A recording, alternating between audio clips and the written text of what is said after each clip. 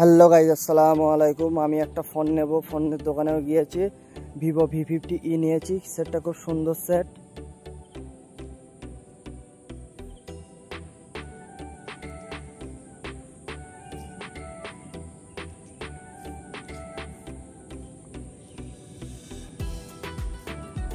Vivo V50e খুব সুন্দর সেটটা আমি প্যাকেট থেকে বার করব, দেখবো ফোনটা কিরকম হয়, কালারটা কিরকম থাকে।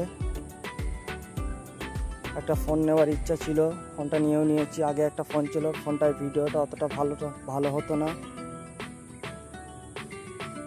ওই জন্য একটা ফোনও নিয়ে ফেললাম।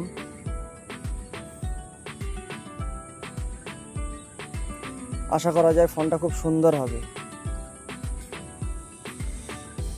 সেটটা খুব সুন্দর দেখতে, খুব পছন্দ হয়েছে সেটটা সামনে থেকে হেভি লাগছে, পিছন থেকে আরো সুন্দর লাগছে। সেটটা ওপেন করছে ভিভো V50e।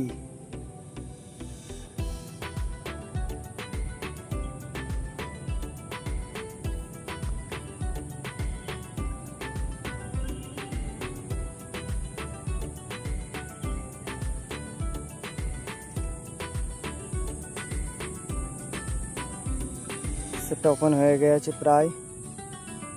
এখন বাজে 8টা।